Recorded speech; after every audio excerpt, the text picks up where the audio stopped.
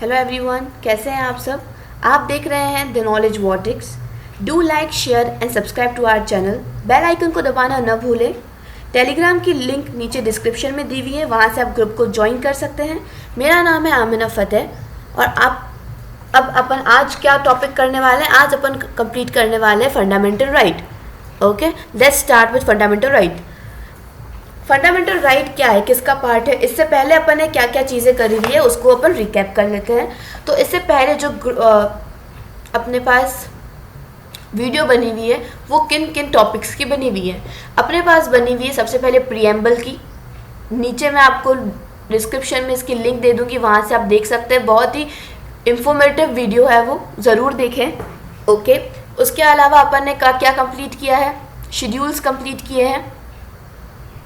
Okay, उसके अलावा अपन ने फंडामेंटल ड्यूटीज़ का जो है वो एक और वीडियो बना हुआ है। आज अपन क्या शुरू करने वाले हैं, आज अपन फंडामेंटल राइट्स करने वाले हैं और इसको अलग अलग पार्ट में करेंगे। ठीक है, पार्ट 1 जो है वो कम्प्लीटली राइट टू इक्वालिटी के ऊपर बेस्ड होगा। फिर उसके बाद मैं डिस्क्रिप्शन में आगे पार्ट्स की लिंक डालती रहूँगी। ठीक है, और अपन इसको कवर करते रहेंगे। फाइन, और फंडामेंटल राइट ऐसे अपना कम्प्लीटली कवर हो जाएगा। फंडामेंटल राइट क्या है। फंडामेंटल राइट वो राइट है जो कॉन्स्टिट्यूशन के पार्ट 3 में आता है ना। कॉन्स्टिट्यूशन के पार्ट 3 में आता है फंडामेंटल राइट। ओके, पार्ट 2 और पार्ट 1 में क्या आता है। Part 1 belongs to union and its territory. Okay, union and its territory. दूसरा जो है पार्ट 2 जो है वो किसके लिए है, पार्ट 2 है सिटीजनशिप के लिए। Okay, part 3 is for fundamental right.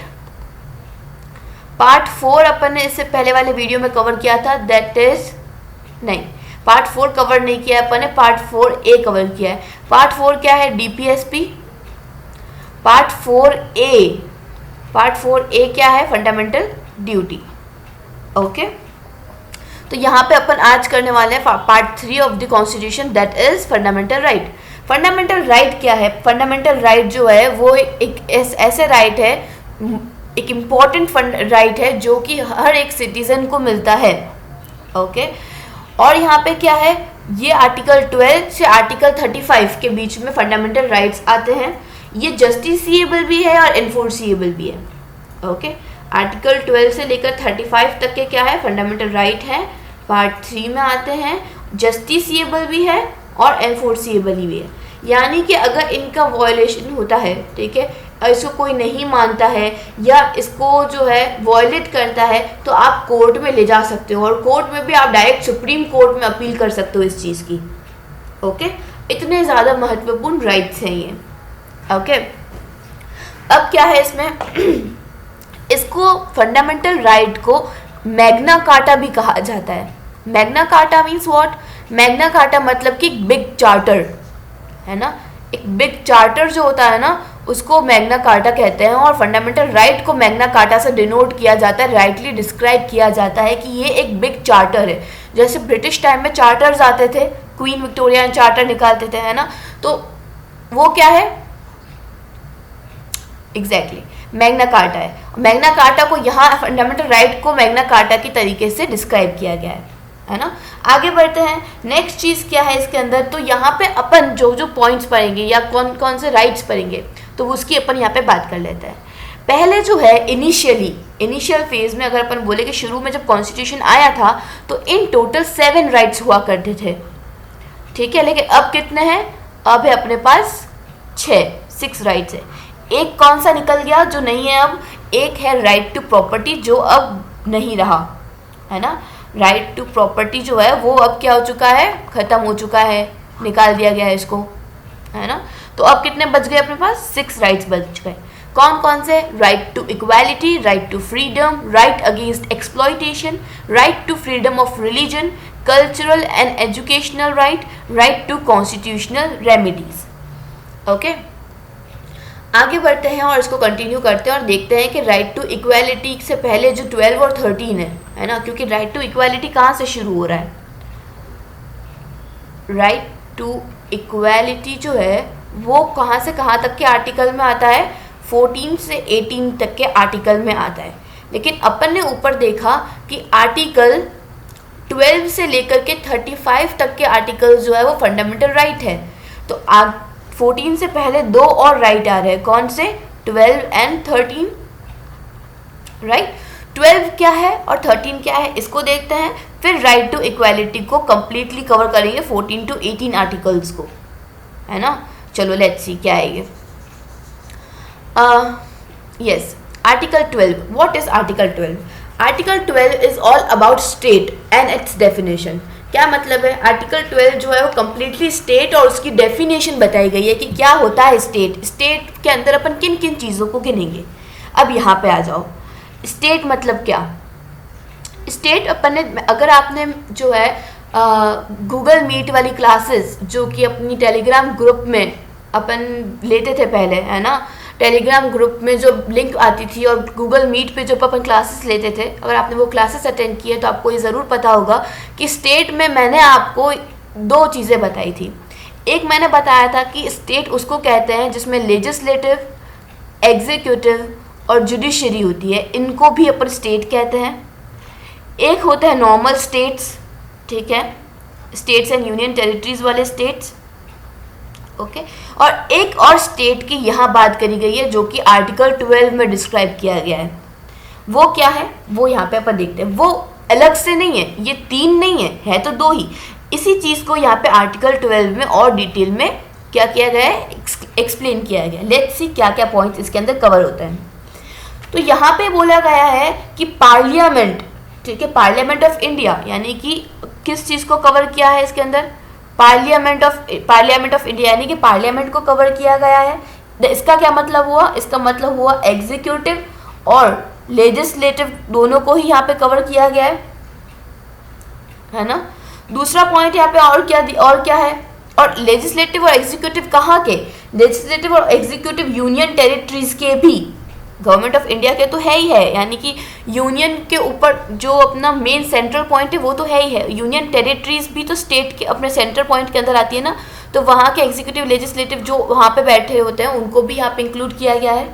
दूसरा, यहाँ पे स्टेट के जो एग्जीक्यूटिव और लेजिस्लेचर है ना, एग्जीक्यूटिव और लेजिस्लेटिव ऑर्गन है स्टेट गवर्नमेंट के, उनको यहाँ पे इंक्लूड किया गया है। तो अगर नॉर्मल सिंपल लैंग्वेज में बोला जाए ना, तो इन सब कन्फ्यूजन क्रिएट करने की ज़रूरत ही नहीं है, डायरेक्टली बात करेंगे तो यहाँ पे एक तो गवर्नमेंट ऑफ इंडिया यानी कि सेंटर की जो गवर्नमेंट है वो, प्लस स्टेट की जो गवर्नमेंट है वो। और गवर्नमेंट मतलब क्या? लेजिस्लेटिव एंड एग्जीक्यूटिव, ठीक है, इन दोनों को यहाँ पे इंक्लूड किया गया है। इसके अलावा ये हो गया वन पॉइंट, ये हो गया दूसरा पॉइंट। तीसरा पॉइंट जो है वो क्या है यहाँ पे? Local bodies, local authorities. तो लोकल अथॉरिटीज़ जैसे कि क्या? ULBs, है ना, urban local body, rural local body, है ना, जैसे अपने यहाँ नगर निगम वगैरह होता है ना, वो क्या लोकल अथॉरिटीज़ हैं, तो उनको भी यहाँ स्टेट के अंदर इंक्लूड किया गया है। पंचायत हो गया, डिस्ट्रिक्ट बोर्ड हो गया, है ना, इम्प्रूवमेंट ट्रस्ट हो गए, म्यूनिसिपैलिटीज़, यस एग्जैक्टली, म्यूनिसिपैलिटीज़ जो है वो म्यूनिसिपैलिटी और पंचायत, ये दोनों इसके अंदर इंक्लूड होती है। अब इसी बात पे अपन ने शेड्यूल पढ़े हुए हैं, म्यूनिसिपैलिटी कौन से शेड्यूल में आता है, पंचायत कौन से शेड्यूल में आता है, आप कमेंट सेक्शन में बताना ज़रूर, ठीक है, और वहाँ पे मैं लाइक कर दूंगी जिसका भी सही जवाब होगा। ओके, उसके अलावा क्या है यहाँ पे? नेक्स्ट फोर्थ पॉइंट के अंदर क्या आएगा? फोर्थ पॉइंट के अंदर अपन स्टेट के अंदर और किन चीज़ों को इंक्लूड करेंगे? स्टेट के अंदर उन अथॉरिटीज़ को भी इंक्लूड करेंगे जो कि नॉन स्टैट्यूटरी और स्टैट्यूटरी है। यानी क्या मतलब है कि जैसे LIC हो गया, ONGC हो गया, सेल हो गया, है ना, तो ये क्या है? ये गवर्नमेंट अथॉरिटीज़ है, गवर्नमेंट के लिए वर्क करती है, तो गवर्नमेंट के लिए वर्क करती है, तो इसको भी अपन क्या करेंगे? इसको भी स्टेट के अंदर इंक्लूड करेंगे, ठीक है। ONGC को भी, सेल हो गया, इन सबको भी अपन क्या करेंगे? इसके अंदर इंक्लूड करेंगे। तो क्या क्या चीज़ें मैंने आपको बताई, चारों जल्दी से गिनवा लो, है ना, साथ साथ में बोलते रहो मेरे। क्या क्या चार चीज़ें गिनी अपन ने? आर्टिकल 12 स्टेट के अंदर क्या क्या चीज़ें आएंगी?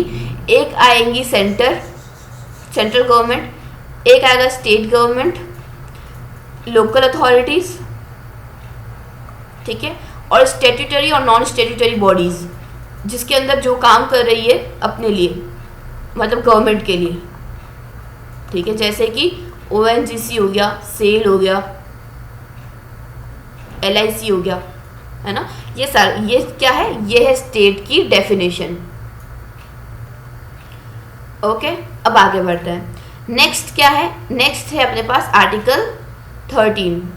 क्या है आर्टिकल 13? आर्टिकल 13 क्या कहता है? आर्टिकल 13 कहता है कि जो लॉज पहले आए थे कॉन्स्टिट्यूशन के पहले, है ना। आर्टिकल 13 क्या कहता है? जो लॉज कॉन्स्टिट्यूशन के पहले आए थे वो फंडामेंटल राइट को वॉयलेट ना करे, वो प्रोविजन दिया गया है आर्टिकल 13 के अंदर। यानी कि फंडामेंटल राइट को किसी भी सूरत में वॉयलेट नहीं किया जा सकता, ठीक है। और ऐसे कोई राइट, अगर वहाँ पे ऐसा कोई लॉ होता है तो उसको जुडिशियल रिव्यू के अंदर लाया जाएगा और उसको रिपील किया जाएगा अगर कोई ऐसा लॉ है जो कि फंडामेंटल राइट को वॉयलेट कर रहा है। ओके, तो ये चीज़ किसके अंदर आ रही है? ये चीज़ आ रही है आर्टिकल 13 के अंदर। और जो लॉ फंडामेंटल राइट को वॉयलेट कर रहा होगा, उसकी पावर को कम कर रहा होगा, तो वो अनकॉन्स्टिट्यूशनल माना जाएगा, इनवैलिड माना जाएगा। फंडामेंटल राइट को कॉन्ट्रावीन करने के जुर्म में उसको हटा दिया जाएगा। ओके, तो ये जो है क्या है, आर्टिकल 13 ऑफ द कॉन्स्टिट्यूशन। अब क्या है यहाँ पे, यस, अब आगे है, नेक्स्ट है अपना right to equality. Fine, right to equality को देखते हैं आगे। राइट टू इक्वालिटी जो है अपना कहाँ से, कौन कौन से आर्टिकल के अंदर आता है? राइट टू इक्वालिटी आर्टिकल 14 से लेकर के आर्टिकल 18 तक जो है वो क्या है, राइट टू इक्वालिटी है। राइट टू इक्वालिटी क्या, इस शब्द से हम क्या समझते हैं? राइट टू इक्वालिटी का क्या मतलब है? इक्वल प्रोविजंस देना, इक्वालिटी के बेस पे देखना सबको, बिल्कुल भी डिस्क्रिमिनेशन ना होना, वही होता है राइट टू इक्वालिटी। बिल्कुल सही जवाब। अगर सिंपल लैंग्वेज में बोलेंगे तो हम किसी को भी बताएंगे, ठीक है, 5 साल के बच्चे को बताएंगे तो हम यही बोलेंगे कि इक्वल ट्रीटमेंट सबको प्रोवाइड करना राइट टू इक्वालिटी होता है। अब अपन यहाँ पे थोड़ा सा डिटेल में देखते हैं जो कि यूपीएससी के बेस पर्पस पे आएगा। राइट टू इक्वालिटी आता है आर्टिकल 14 से लेकर के आर्टिकल 18 तक, पार्ट 3 ऑफ द कॉन्स्टिट्यूशन के अंदर, जो कि क्या है, फंडामेंटल राइट है। परफेक्ट, आगे बढ़ते हैं। राइट टू इक्वालिटी में सबसे पहला जो पॉइंट है, ठीक है, यानी कि आर्टिकल 14 है। आर्टिकल 14 क्या कहता है? Equality before law and equal protection of law. ठीक है, क्या कहता है? Equality before law and equal protection of law. Equal protection of law. अब इसका क्या मतलब है, क्या कहना चाह रहे हैं यहाँ पे, है ना। तो यहाँ पे इक्वालिटी बिफोर लॉ की अगर यहाँ पे बात करें तो इसका मतलब ये है कि किसी भी स्पेशल प्रोविजन को या कोई भी स्पेशल प्रिविलेजेस किसी को भी नहीं मिलने चाहिए, है ना। किसी के फेवर में नहीं होना चाहिए, किसी भी इंडिविजुअल के फेवर में नहीं। Equal means equal. ओके, दूसरी चीज़ ये यहाँ पे कि कोई ऑर्डिनरी लॉ जो है ना, कोर्ट का कोई भी है, तो उसमें क्या होना चाहिए, इक्वल सब्जेक्शन होना चाहिए। इक्वालिटी को ही यहाँ पे दर्शाया गया है बेसिकली। थर्ड पॉइंट यहाँ पे क्या बोला गया है कि किसी भी पर्सन को डिस्क्रिमिनेट नहीं किया जाएगा रिच, पुअर, हाई, लो, ऑफिशियल, अनऑफिशियल बेस पे। ओके, तो ये 3 पॉइंट जो है इक्वालिटी बिफोर लॉ के अंदर दिए गए हैं, जिसमें बोला गया है कि स्पेशल प्रिविलेज का नहीं दिया जाएगा।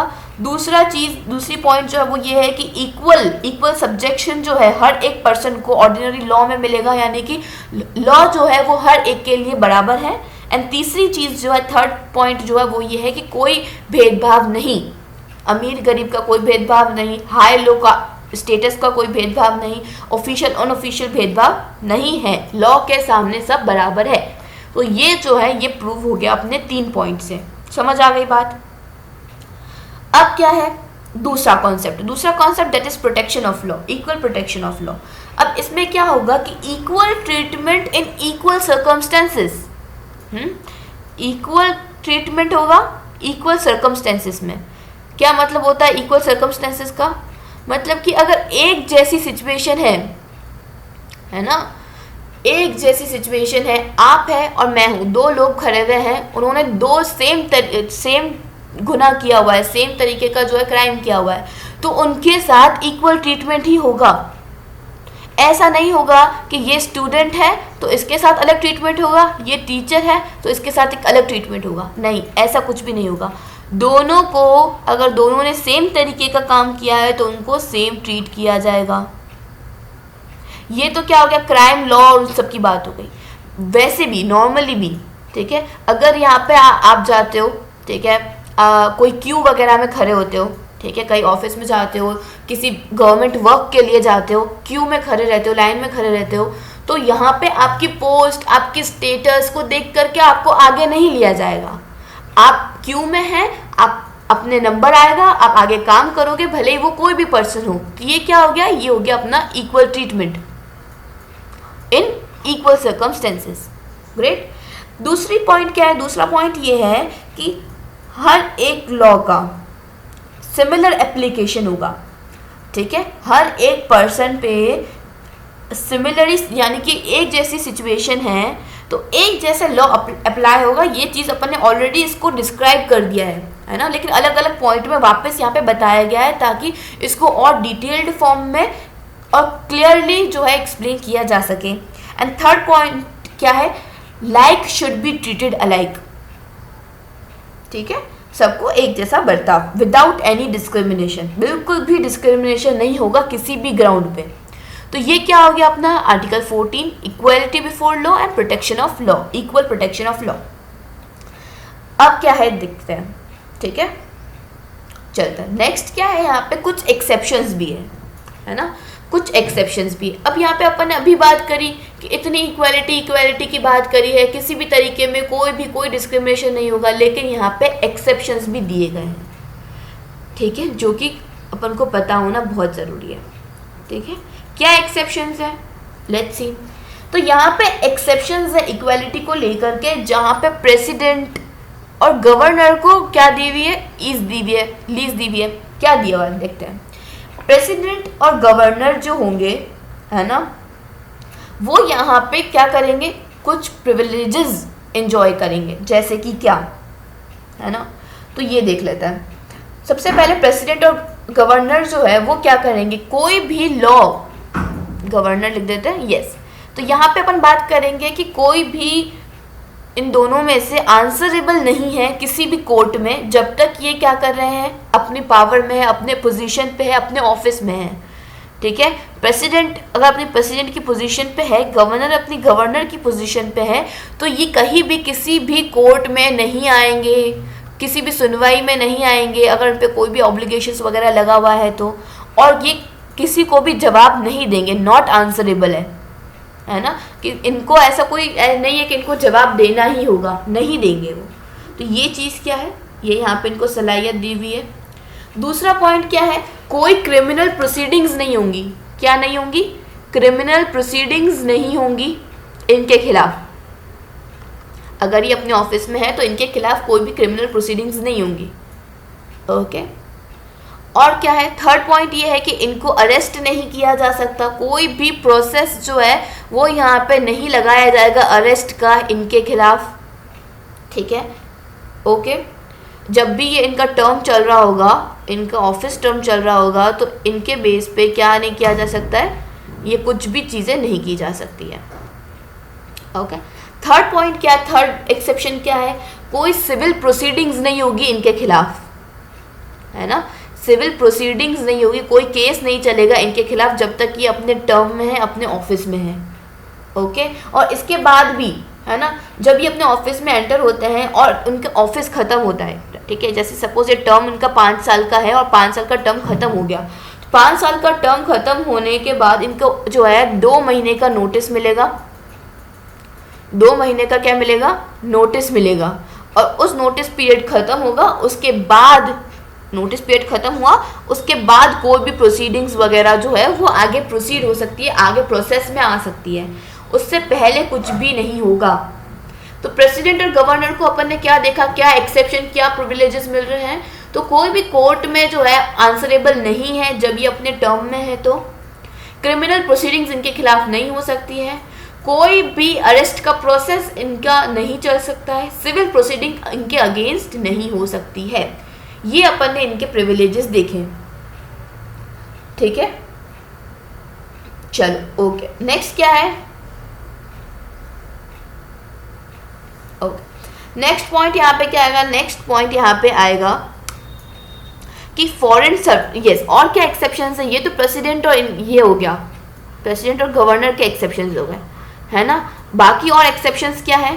तो और एक्सेप्शंस में आएगा कि फॉरेन सोवराइन है, एम्बेसडर्स जो अपने यहाँ के होते हैं, डिप्लोमेट्स होते हैं, तो यहाँ पे क्या होगा कि इनको जो है इम्यूनिटी दी जाएगी क्रिमिनल और सिविल प्रोसीडिंग्स के अंदर, यानी कि इनको जो है को थोड़ी रियायत दी जाएगी और इनका एक अलग प्रोसेस, अलग सिस्टम चलेगा। जो एक नॉर्मल पर्सन का चलता है उसके अलावा इनका थोड़ा डिफरेंट चलेगा। अपन देखते हैं, अपन आगे आने वाले आर्टिकल्स में भी देखेंगे, मिलिट्री आर्मी का एक अलग सिस्टम, पूरा प्रोसेस अपन वहाँ देखेंगे। ओके, तो अपन ने यहाँ पे क्या देखा कि डिप्लोमेट्स वगैरह जो होते हैं, एम्बेसडर्स वगैरह होते हैं, उनका यहाँ पे क्या होगा, डिफरेंट सिविल प्रोसीडिंग्स वगैरह होंगी, इम्यूनिटी वगैरह उनको प्रोवाइड की जाएगी। ठीक है, अब आगे बढ़ते हैं, और क्या है? अब आर्टिकल अपना आता है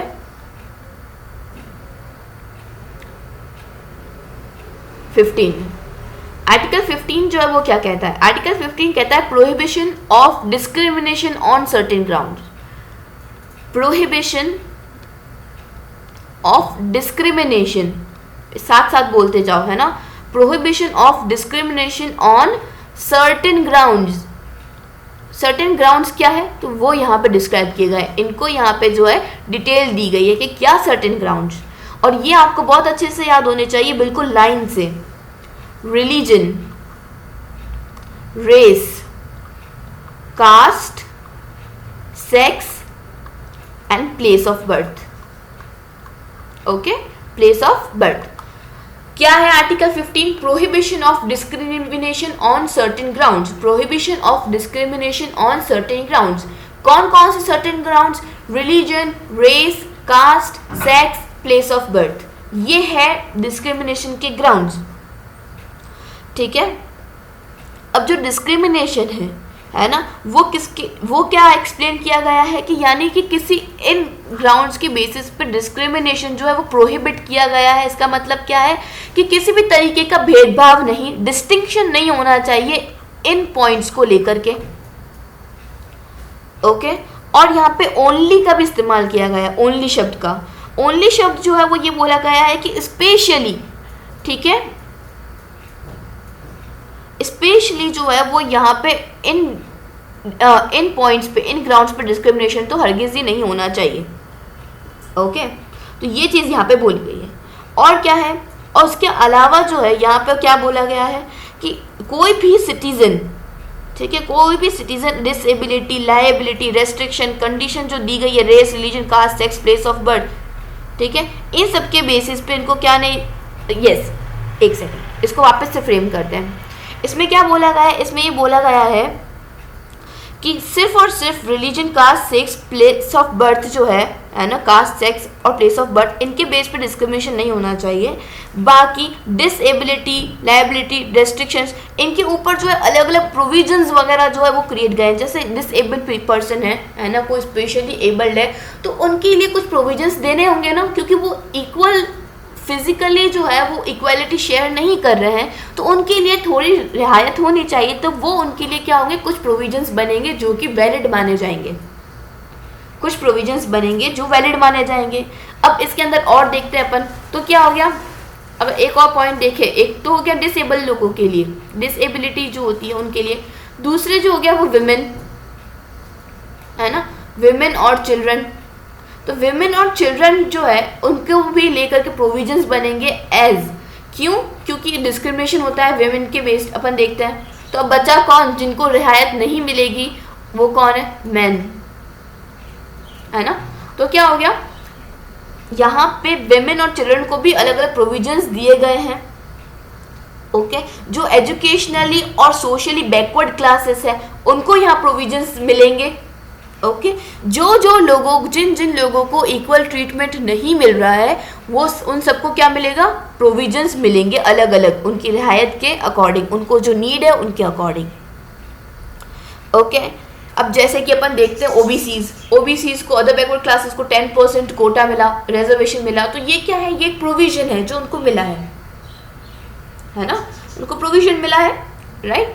अब बढ़ते हैं आगे। अगली चीज अगर अपन देखेंगे यहाँ पे तो क्या है, नेक्स्ट है अपने पास article 16। Article 16 of the constitution. Article 16। Article 14 क्या था बताओ? आर्टिकल 14 था equality before law and equal protection of law. Article 15 क्या है? Prohibition of discrimination on certain grounds. What are the certain grounds? Which are the certain grounds? Religion, race, caste, sex और place of birth. और अब अपन article 16 करने जा रहे हैं। Article 16 क्या है? आर्टिकल 16 है equality of opportunity. Equality of opportunity in public employment. In public employment, okay, equality of opportunity in public employment. तो आर्टिकल 16 जो है वो कंप्लीटली बेस्ड है अपॉइंटमेंट्स पे, रिजर्वेशंस पे, और कहाँ की रिजर्वेशन और कहाँ के अपॉइंटमेंट? जॉब्स के अंदर। कौन सी jobs? Government jobs, public employment वगैरह के अंदर उनकी बात यहाँ पे करी गई है। तो यहाँ क्या बोला गया है कि इक्वल अपॉर्चुनिटी मिलनी चाहिए। ऐसा नहीं होना चाहिए कि जिनको बेनिफिट मिल रहे हैं बस उन्हीं को ही मिलते रहे। सब जो है सिटीजन्स इक्वली यहाँ पे क्या है, एलिजिबल है इन अपॉर्चुनिटीज़ के लिए, और सबको उतनी ही अपॉर्चुनिटी मिलनी चाहिए। लेट्स सी इसमें और क्या डिटेलिंग दी गई है। यस, यहाँ पे कोई भी सिटीजन जो है किसी भी इनएलिजिबिलिटी के लिए डिस्क्रिमिनेट नहीं किया जाएगा। Religion, race, caste, sex, descent, place of birth, residence, इन सब के बेसिस पे इसको डिस्क्रिमिनेट नहीं किया जाएगा। इक्वल अपॉर्चुनिटी पब्लिक एम्प्लॉयमेंट में इनको मिलेगी। लेकिन अब यहाँ पे भी कुछ पॉइंट्स हैं, जैसे कि क्या, तो पार्लियामेंट ने यहाँ पे क्या करा है, कुछ एम्प्लॉयमेंट के अंदर यहाँ पे क्या किया गया है, जैसे कि पब्लिक एम्प्लॉयमेंट एक्ट निकाला। ठीक है, पहले जो है 1957 में पब्लिक एम्प्लॉयमेंट एक्ट निकाला, फिर बाद में वो एक्सपायर कर दिया गया 1974 में।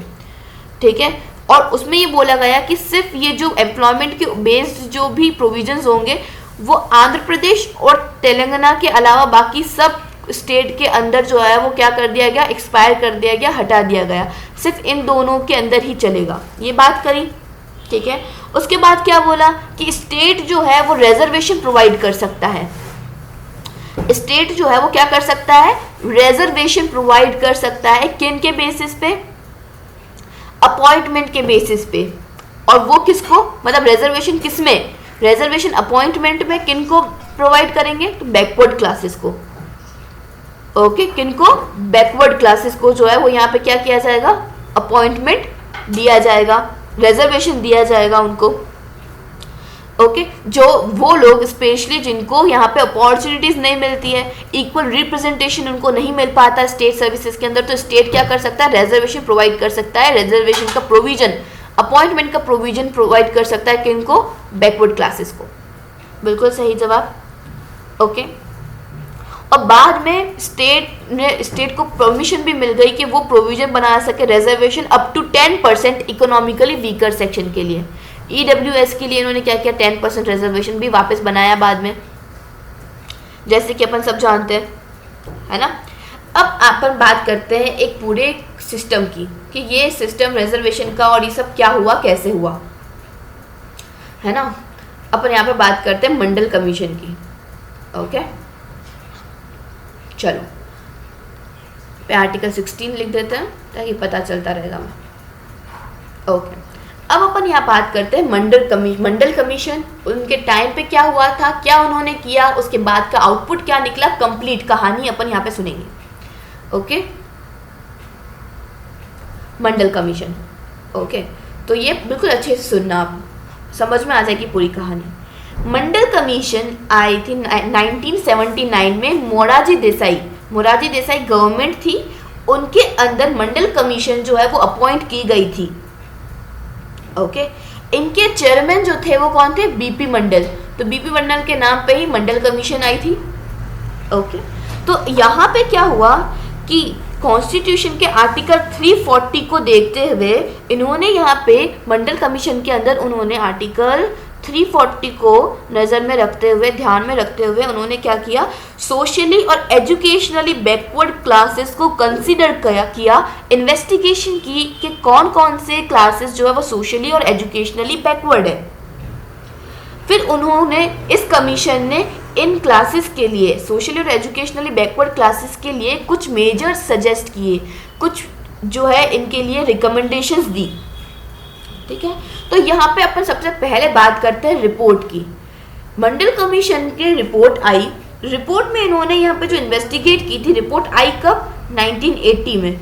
कमीशन बनी कब, कमीशन बनी 1979 में। 79 में कमीशन बनी, 80 में रिपोर्ट आई। रिपोर्ट में क्या बोला गया, रिपोर्ट में बोला गया कि इन्वेस्टिगेशन के थ्रू हमें पता चला है कि अप्रॉक्सीमेटली 4000 कास्ट जो है वो सोशली और एजुकेशनली बैकवर्ड है। यानी कि यहाँ पे एक्चुअल में जो लक्ष्मीकांत है उसके अंदर ये फिगर दिया हुआ है, 3743 कास्ट जो है वो सोशली और एजुकेशनली बैकवर्ड है। और यहाँ पे ये बोला गया कि 52%, नियरली 52% ऑफ द पॉपुलेशन जो है ना, वो क्या है, और 52% में भी ये नहीं है कि हम SC और ST को काउंट कर रहे हैं, ST SC को एक्सक्लूड करते हुए इनके अलावा जो है वो 52% पॉपुलेशन जो है वो एजुकेशनली सोशली बैकवर्ड है। ओके, तो कमीशन ने रिकमेंड किया कि आप जो है 27% की रिजर्वेशन दो इनको, 27% की रिजर्वेशन दो गवर्नमेंट जॉब्स के अंदर, जिससे क्या होगा, इनको भी इक्वल अपॉर्चुनिटीज मिलेंगी, है ना। 27% जॉब के अंदर, गवर्नमेंट जॉब के अंदर रिजर्वेशंस दो ओबीसीज को। अब जो ये 3743 यानी अप्रोक्सीमेटली 4000 कास्ट जो है, इनको नाम दिया गया ओबीसी। ओबीसी यानी other backward classes, other than scheduled caste and scheduled tribes. तो यहाँ पे ओबीसी जो है उनको 27% रिजर्वेशन की यहाँ पे रिकमेंडेशन दी गई मंडल कमीशन के द्वारा, जिससे क्या होगा कि जो 50% का जो अपना प्रोविजन है कि 50% एक्सटेंड नहीं होना चाहिए, वो यहाँ पे क्या हो जाएगा, इसके अंदर आप सेटलमेंट ऐसा कीजिए कि 50% का जो है रिजर्वेशन रहे, इससे एक्सीड भी ना हो और सबको बेनिफिट मिल सके। ओके, फिर क्या हुआ, मोरारजी देसाई की गवर्नमेंट खत्म हुई, वीपी सिंह की गवर्नमेंट आई। वीपी सिंह की गवर्नमेंट आई 1990 में। ओके, 10 साल बाद 1990 में वीपी सिंह की गवर्नमेंट आई। वीपी सिंह की गवर्नमेंट ने यहाँ पे रिजर्वेशन दिया इनको, 27% रिजर्वेशन का जो यहाँ पे रखा था, बोला था, रिकमेंडेशन दी थी 27% रिजर्वेशन की, वो यहाँ पे क्या करी, मान ली गई। ओके, फिर क्या हुआ, और ये बोला गया कि ओबीसीज को जो है वो जॉब में रिजर्वेशन मिलेगी 27% का, वीपी सिंह की गवर्नमेंट में 1990 में। तो 1980 में तो रिपोर्ट आई, रिकमेंडेशन दी, और वर्क कब किया गया, 1990 में काम किया गया इसके ऊपर। अब क्या होता है, उसके बाद जो है यहाँ पे क्या किया गया, ओबीसी को यहाँ पे दिया गया रिजर्वेशन। फिर वापस 1990 में रिजर्वेशन मान ली गया। फिर 1991 में नरसिम्हा राव गवर्नमेंट ने 2 चेंजेस इसके अंदर इंट्रोड्यूस किए, 2 चेंजेस लेकर के आए नरसिम्हा राव कमेटी ने। ठीक है, नरसिम्हा राव गवर्नमेंट जो थी, उन्होंने 1991 में क्या किया, इनके अंदर कुछ 2 चेंजेस किए। वो 2 चेंजेस क्या थे, वो अपन देखते हैं। Okay, let's see. ओके, तो यहाँ पे क्या थी, 2 चेंजेस क्या किए, किसने, नरसिम्हा राव गवर्नमेंट ने। तो यहाँ पे नरसिम्हा राव गवर्नमेंट ने 2 चेंजेस के अंदर ये तो वो सबसे पहला ये बोला कि रिजर्वेशन जो है वो 10% तक का मिलेगा इकोनॉमिकली बैकवर्ड सेक्शन को, पुअरर यानी कि इकोनॉमिकल, यहाँ पे एक तो क्या किया गया, इकोनॉमिकली बैकवर्ड को जो है वो यहाँ पे कंसिडर किया गया, और उनको ये बोला गया कि 10% रिजर्वेशन मिलेगा इनको। ठीक है, और दूसरा पॉइंट ये बोला गया यहाँ पे, पहला पॉइंट यहाँ पे क्या बोला गया कि पुअरर सेक्शन है ना, ओबीसी के अंदर जो पुअरर सेक्शन है उनको 27% कोटा मिलेगा, और दूसरा इकोनॉमिकली बैकवर्ड जो है वो उनको 10% मिलेगा। ओबीसीज को 27% का जो यहाँ पे कोटा मिल रहा था वो मिलेगा पुअरर सेक्शन के प्रेफरेंसेस के अकॉर्डिंग। ओके, और इसके अंदर हम क्या कर रहे हैं, इसके अंदर हम जो सोशली और एजुकेशनली था ना, जो सोशली और एजुकेशनली इन 2 सिस्टम को आप यहाँ पे क्या कर रहे थे, कंसिडर कर रहे थे, लेकिन इसके साथ साथ आप इकोनॉमिकल बेस पे भी इसको कंसिडर करो। एक और जो चेंज मतलब जो चेंजेस के अंदर पॉइंट बोला गया वो है इकोनॉमिकल फैक्टर, तो इकोनॉमिकल फैक्टर को भी यहाँ पे जोड़ा गया। ओके, अब जो मंडल केस था, मंडल कमीशन का केस था 1980 का जो रिपोर्ट आई थी, वो वापस क्या हुई 1992 में, है ना, 1992 में वापस से जो है इस पे मंडल केस जो है वापस आया, मतलब इस पे बात बनी, रिजर्वेशन की वापस बात आई। तो आर्टिकल 16 जो अपन पढ़ रहे हैं, आर्टिकल 16 के अंदर 4th प्रोविजन, है ना, 4th प्रोविजन इसके अंदर प्रोवाइड किया गया रिजर्वेशन का जॉब के अंदर, जिसमें ये बोला गया कि आपको बैकवर्ड क्लासेस जो है उनको यहाँ पे क्या किया जाएगा, कंसिडर किया जाएगा। लेकिन यहाँ पे कुछ और भी एक्सेप्शंस हैं, जैसे कि क्या, तो अब अगर अपन यहाँ पे इतना कुछ देख चुके हैं, यहाँ तक पहुँच गए हैं, अब क्या होता है यहाँ पे, यहाँ पे और क्या अपन को देखने को मिलता है, अपन को देखने को मिलता है यहाँ पे कि जो ये केस हुआ है ना, इससे काफ़ी सारी चीज़ें हो जाती है, जैसे ओबीसीज को भी यहाँ पे रिजर्वेशन मिलेगा, तो SC ST को लगेगा इनको भी मिल रहा है ना, हमें कुछ एक्स्ट्रा क्यों नहीं मिल रहा है, हम तो और पिछड़े हुए हैं। तो यहाँ पे अपन आगे आने वाले आर्टिकल के अंदर इंदिरा साहनी केस भी पढ़ेंगे, तो वहाँ कंटिन्यू वापस मैं इस केस को क्या करूँगी, रेफर करूँगी, तो आप ज़रूर ध्यान रखें। ओके, वहाँ पे मैं वापस आपको पूरा एक्सप्लेन नहीं करूँगी। तो यहाँ पे जो आर्टिकल 16 क्लॉज 4 के अंदर रिजर्वेशन की बात करी गई, इसमें ये बोला गया है कि कुछ सर्टेन कंडीशंस को आपको ज़रूर से ध्यान रखना होगा। वो सर्टेन कंडीशन क्या है, एक तो क्रीमी लेयर को टाइम टू टाइम हटाना होगा, सिर्फ और सिर्फ अपॉइंटमेंट में रिजर्वेशन मिलेगा, प्रमोशन में रिजर्वेशन नहीं मिलेगा, ठीक है। तीसरा पॉइंट क्या है, तीसरा पॉइंट यह है कि 50% रिजर्वेशन की जो लिमिट है, 50% रिजर्वेशन की लिमिट को एक्सीड नहीं करना है। ओके, कैरी फॉरवर्ड रूल जो चल रहा है, कैरी फॉरवर्ड रूल का मतलब है यहाँ पे क्या मतलब है कि जो वैकेंसीज होती हैं, है ना, बहुत सारी वैकेंसीज रह जाती है, वो उस टाइम वैलिड रहेगा, लेकिन फिर भी 50% के रूल को वॉयलेट नहीं करना है। कैरी फॉरवर्ड रूल के अंदर 50% का रूल जो है वो वॉयलेट नहीं होना चाहिए। भले आपके पास वैकेंसीज है, उस मामले में आपको थोड़ा बहुत ऊपर नीचे चलेगा, लेकिन 50% की जो रूल है उसको आपको बिल्कुल छेड़खानी नहीं करनी है। और क्या करना है, एक परमानेंट स्टेट्यूटरी बॉडी आपको बनानी है, एस्टेब्लिश करनी है, जो कि इनसे रिलेटेड कोई भी कंप्लेंट्स है या वॉयलेशन का कोई केस बनता है तो वो उन सबको हैंडल करेगी। कौन हैंडल करेगी, परमानेंट स्टेट्यूटरी बॉडी। तो यहाँ पे क्या किया गया, रामनंदन कमेटी को अपॉइंट किया गया ताकि वो क्रीमी लेयर को टाइम टू टाइम हटाती रहे। कौन सी कमेटी को अपॉइंट किया गया, Ramnandan committee, Ramnandan committee. Okay, फिर क्या हुआ, यहाँ पे एक नेशनल कमीशन भी बनाई गई 1993 में बैकवर्ड क्लासेस की, ठीक है। उसके बाद यहाँ पे अलग अलग अमेंडमेंट्स आते हैं, है ना। फिर अपन यहाँ पे लास्ट अमेंडमेंट 2019 का देखते हैं, 103 अमेंडमेंट एक्ट, जिसमें अंदर यहाँ पे इकोनॉमिकली वीकर सेक्शन को पब्लिक एम्प्लॉयमेंट में क्या मिलती है, 10% रिजर्वेशन मिलती है। फिर वहाँ पे काफ़ी सारे अपन ने कॉन्ट्रोवर्सीज देखी थी कि 10% रिजर्वेशन और देने से 50% का कोटा एक्सीड हो चुका था, और काफ़ी सारे यहाँ पे कॉन्ट्रोवर्सी अपन ने देखी थी, काफ़ी सारी बातें देखी थी, बहुत लंबा चला था, ठीक है। तो ये था अपना आर्टिकल 16। ओके, ये क्या था, ये था अपना आर्टिकल 16 ऑफ द कॉन्स्टिट्यूशन। अब आगे बढ़ते हैं, नेक्स्ट पॉइंट क्या है अपने पास, नेक्स्ट है अपने पास आर्टिकल 17। आर्टिकल 17 का क्या है, आर्टिकल 17 है abolition of untouchability. Abolition article लिखते हैं पहले, सबसे ज़्यादा सिंपल यही है आर्टिकल 17। आर्टिकल 17 क्या है, abolition of untouchability. Okay, abolition of untouchability. अब यहाँ पे आर्टिकल 17 क्या कहता है कि कोई भी डिस्क्रिमिनेशन, डिसेबिलिटी अराइज नहीं होनी चाहिए, नहीं बढ़नी चाहिए अनटचेबिलिटी के बेसिस पे। तो यहाँ पे अनटचेबिलिटी ऑफेंस एक्ट आया था 1955 में, 1955 में अनटचेबिलिटी ऑफेंस एक्ट आया था।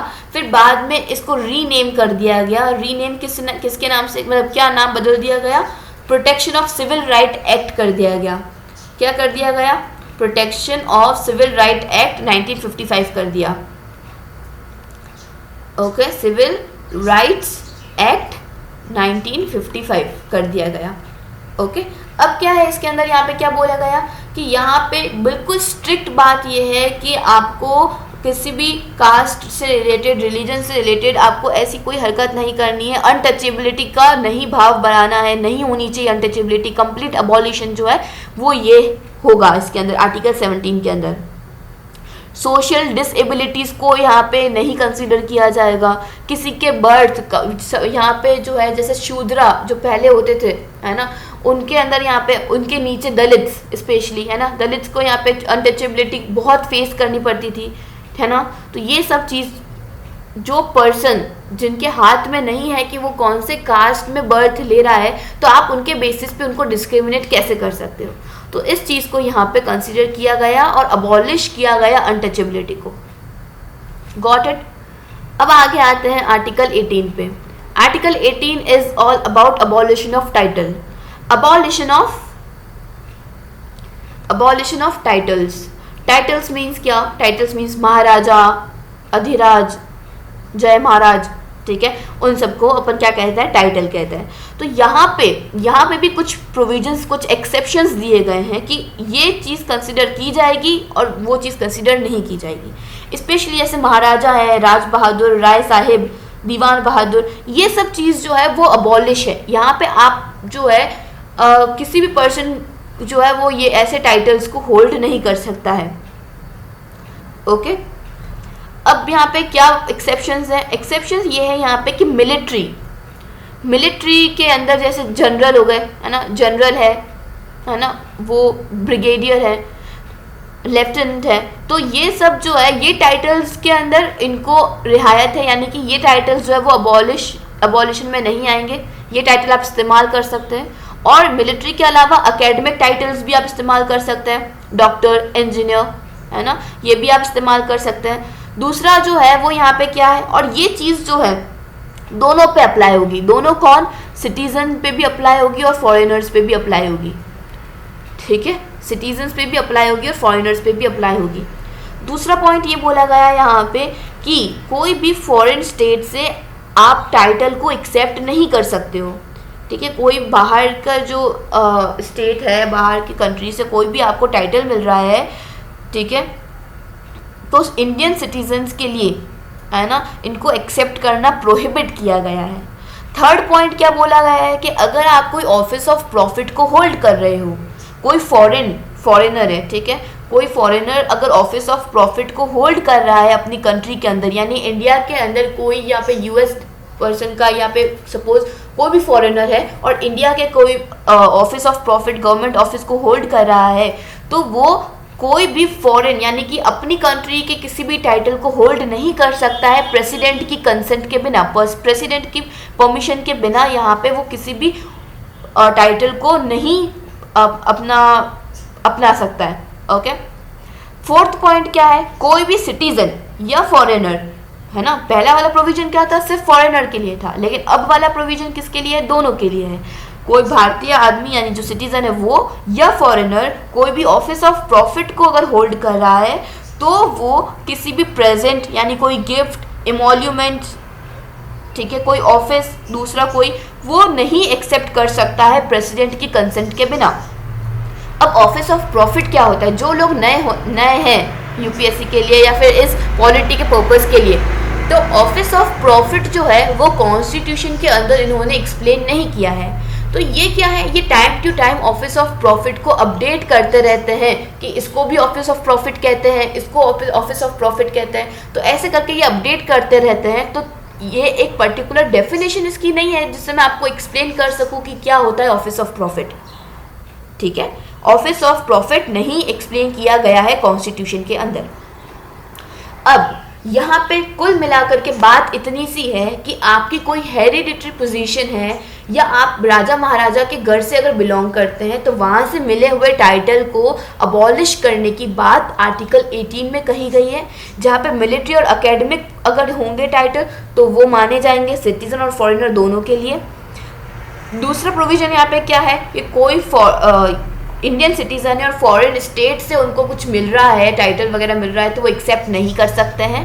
थर्ड चीज़, अगर यहाँ पे कोई फॉरेनर है, इंडिया के अंदर कोई ऑफिस ऑफ प्रॉफिट होल्ड कर रहा है, तो वो प्रेसिडेंट की कंसेंट के बिना कोई भी टाइटल जो है वो एक्सेप्ट नहीं कर सकता। फोर्थ ये है कि कोई भी सिटीजन जो है या फॉरेनर जो है जो ऑफिस ऑफ प्रॉफिट को होल्ड कर रहा है, वो कोई प्रेजेंट गिफ्ट, इमोल्यूमेंट, ऑफिस, कोई भी किसी भी तरीके का बाहर की कंट्री से एक्सेप्ट नहीं कर सकता है प्रेसिडेंट की कंसेंट के बिना। That's it. ये क्लियर है? यहाँ तक क्लियर है? इसके अंदर कोई भी कंफ्यूजन है? ठीक है, तो आप कमेंट सेक्शन में लिख सकते हैं। और आगे के पार्ट में अब वापस आगे के जो फंडामेंटल राइट्स हैं उनको कवर करते हुए बनाऊंगी, उनकी लिंक मैं नीचे डिस्क्रिप्शन में डालूंगी ताकि आप कंटिन्यू तुरंत वहाँ से देख सकें। और अगर डिस्क्रिप्शन में लिंक नहीं खुलती है या नहीं मिलती है तो आप जो है चैनल पे जाकर के प्लेलिस्ट के अंदर डायरेक्टली वहाँ से ले सकते हैं। Okay, thank you so much. That's all for today's class.